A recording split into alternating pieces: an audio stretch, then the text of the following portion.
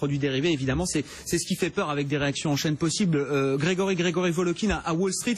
Alors, je ne sais pas si les investisseurs américains s'attardent beaucoup sur le sujet des banques italiennes ou de Monte dei Paschi, par exemple, mais quand il s'agit de Deutsche Bank, grosse banque de marché, peut-être que le sujet est regardé de manière un peu différente. Oui, le sujet est regardé et est débattu puisqu'on est vraiment actuellement dans un monde d'investissement global et que si par exemple une partie du secteur bancaire en Europe est en difficulté, il y aura toujours des répercussions, je dirais, aux États-Unis. Mais ce qu'il faut surtout dire aux États-Unis, c'est que la mémoire est très très courte. Donc aussi peu on va parler aujourd'hui de Lehman Brothers, autant je pense que d'ici la fin de la semaine, on aura tellement d'autres sujets à se mettre sous la dent aux États-Unis et notamment la campagne électorale que Deutsche Bank, ça sera je dirais la nouvelle de lundi, mais ça sera pas peut-être ce qui va faire le trading sur la semaine à Wall Street. Bon, il y a beaucoup d'attentes, on pourra en reparler et demain avec l'heure et demie de débat qui aura eu lieu entre Donald Trump et Hillary Clinton, mais il y a effectivement, vous le confirmez, énormément d'attentes autour de ce premier débat de la campagne présidentielle, Grégory. Oui, parce que d'abord il y a beaucoup d'indécis, pratiquement 30% de l'électorat n'a pas encore pris sa décision, et puis on arrive à un point où, avec des sondages qui montrent Trump qui est en train de battre Hillary Clinton s'il y a le fameux troisième candidat qui se présentait, donc ça serait une avance de 2 points pour Trump. Et dans le cas où ces deux candidats, Trump et Hillary, seraient les seuls, ils sont ce matin exactement à égalité avec 46% des voix. Donc, je le répète depuis des semaines, le scénario d'une victoire de Trump n'est pas du tout envisagé pour le moment par les marchés. Alors, c'est un facteur de volatilité avec lequel il va falloir vraiment faire sur ces prochains jours. Bon, voilà les quelques gros sujets sur lesquels on se focalise sur les marchés aujourd'hui. Deutsche Bank, le secteur bancaire, la campagne présidentielle américaine avec dans quelques heures le premier débat Trump-Clinton. Le sujet du pétrole également avec cette réunion à Alger qui doit se tenir entre les membres de l'OPEP et les membres non OPEP. On pense évidemment à la Russie pour tenter, alors pas d'accord attendu sur un gel de production, mais tenter d'avancer peut-être sur le chemin d'un accord plus tard pour permettre à certains pays en difficulté de s'en sortir un peu mieux avec des cours du pétrole néanmoins qui rebondissent encore aujourd'hui à plus de $45 pour le baril de brut léger américain et donc ce sentiment négatif qui... Intégral Bourse, premier quart d'heure de cotation à New York. On retrouve Grégory Volokhin à New York, le président de Mescart Financial Services. Rebonjour Grégory. Un mot encore de Deutsche Bank, parce que j'imagine que ça participe aussi peut-être au sentiment un peu négatif aujourd'hui des investisseurs à Wall Street. On faisait tout à l'heure le parallèle avec un des intervenants, le parallèle avec Lehman Brothers. C'est vrai que Deutsche Bank, c'est la banque la plus systémique du monde aujourd'hui selon le FMI. Lehman Brothers n'était pas identifié en tant que tel et pour autant on se souvient encore de la pagaille que ça a mis sur les marchés et sur l'ensemble du système mondial. Grégory, c'est un parallèle pertinent, il faut faire attention, c'est une histoire différente aujourd'hui pour les investisseurs.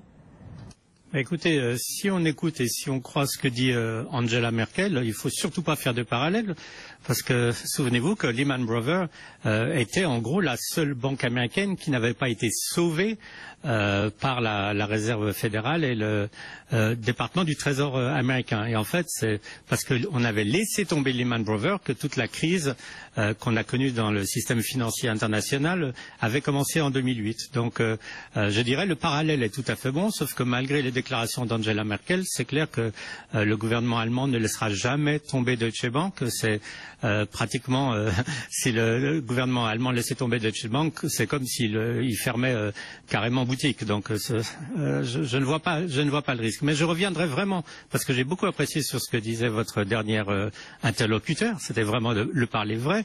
C'est-à-dire que les tendances dans le marché sont très très difficiles à discerner. On peut imaginer, par exemple, si tout le secteur bancaire français baisse aujourd'hui, c'est pas parce qu'il y a une inquiétude sur la capitalisation des banques françaises. Elles vont bien, les banques françaises. Si les banques américaines baissent alors qu'elles sont encore mieux capitalisées que toutes les banques européennes, c'est pas parce qu'il y a de l'inquiétude sur la capitalisation, c'est parce que les marchés fonctionnent maintenant, je dirais, par basket, par panier, par tracker. Vous regardez le tracker dans lequel vous avez les banques. Deutsche Bank est un des gros poids de ce tracker. Vous vendez tout le secteur. C'est un peu actuellement, malheureusement, ce marché qui est est devenu un marché binaire. Avant, on disait risk-off ou risk-in. Aujourd'hui, on peut dire un jour on démolit les banques, donc on les vend toutes. Un jour, on va démolir l'énergie, on vend toutes les compagnies, quels que soient leurs fondamentaux.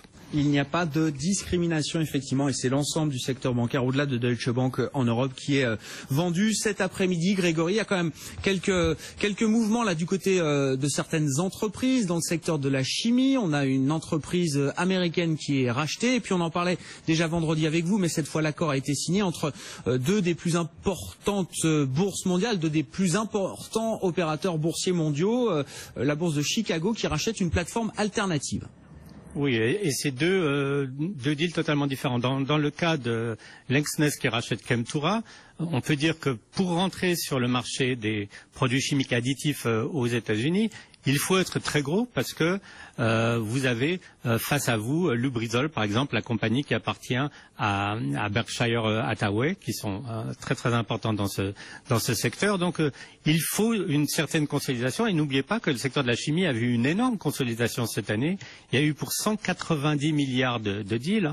On peut penser à Monsanto, on peut penser à DuPont et Dow Chemical. Donc ça va dans cette logique qu'il faut être gros pour pouvoir pénétrer bien des marchés, notamment le marché américain. Dans le cas de BATS et de CBOE, c'est relativement étonnant. Il faut se souvenir qu'en fait BATS, c'est eux qui, en gros, elles sont la plateforme préférée des flash traders, des fast traders. C'est du trading 100% électronique.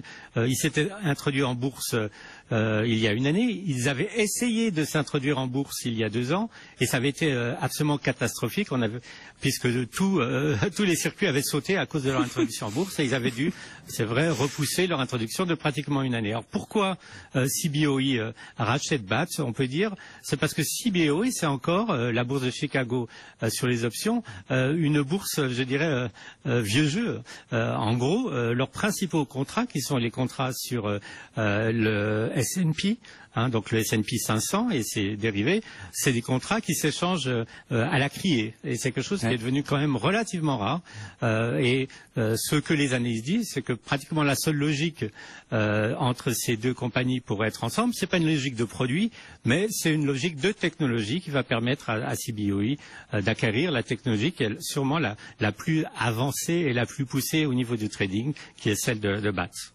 Tiens, à propos de technologie, alors ça c'est un feuilleton qu'on suit avec vous, toute cette révolution autour de la voiture autonome, sans conducteur, les différentes expérimentations qui sont menées ici et là. Grégory, il y avait, semble-t-il, un dossier intéressant dans le Wall Street Journal ce week-end que vous avez lu, Grégory, pour nous dire tout simplement, ne rêvez pas trop, c'est pas pour demain, c'est pas pour tout de suite, il faudra attendre encore peut-être quelques années avant vraiment que cette voiture autonome fasse partie de notre quotidien à tous en tout cas. Oui, je pense que pour le moment, il y a un peu une confusion sur les termes. Les voitures sur lesquelles travaille, par exemple, un Uber ou un Google et beaucoup d'autres, BMW par exemple, c'est pas franchement des voitures autonomes, c'est des voitures, je dirais, à conduite assistée, où le conducteur est appelé à intervenir relativement souvent. Et je lisais justement quelqu'un qui avait conduit une de ces voitures entre guillemets autonomes, qui disait que c'était carrément assez paniquant parce que tout d'un coup, on voyait la voiture foncer vers un trottoir et il y avait une lumière rouge qui s'allumait et il fallait reprendre le contact. Alors, quel est le problème? Le problème, c'est qu'il faut avoir des cartes 3 dimensions extrêmement précises pour pouvoir conduire ces voitures, guider ces voitures. Il faut des conditions météorologiques absolument idéales, parce que s'il pleut, s'il y a du brouillard, ça fausse les données, ce qui laisse à dire à des analystes du secteur qu'en fait, en 2021 ou en 2020, on aura évidemment des voitures à direction assistée au niveau de la conduite, comme Tesla l'a déjà, mais pour arriver à une autonomie totale, c'est-à-dire une voiture sans conducteur qui puisse vous amener de Paris à Marseille sans toucher le volant, les analystes les plus pertinents pensent qu'il faudra attendre entre 20 et 25 ans. Alors évidemment, c'est tout à fait une autre question quand on regarde ces calendriers tellement divergents. Ce que je dirais, c'est qu'en fait, ça laisse quand même beaucoup de temps pour les constructeurs automobiles et pour ces grandes compagnies technologiques, dont un Apple. Il faut se souvenir que Apple, la semaine dernière, il y avait une rumeur qu'ils allaient racheter McLaren, le constructeur de voitures anglais.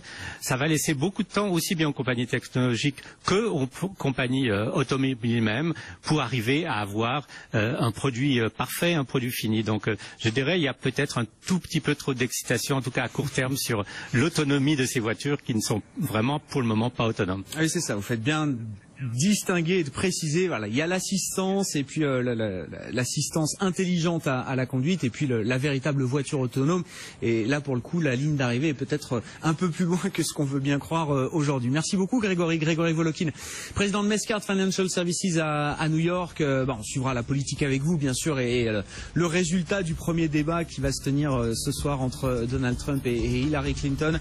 Les marchés, en attendant, qui débutent la semaine de manière négative. C'est vrai à Wall Street, c'est vrai en Europe, on recule de 1,8% à Paris pour le CAC 40 qui retombe à 4400 points. Et les marchés américains en baisse de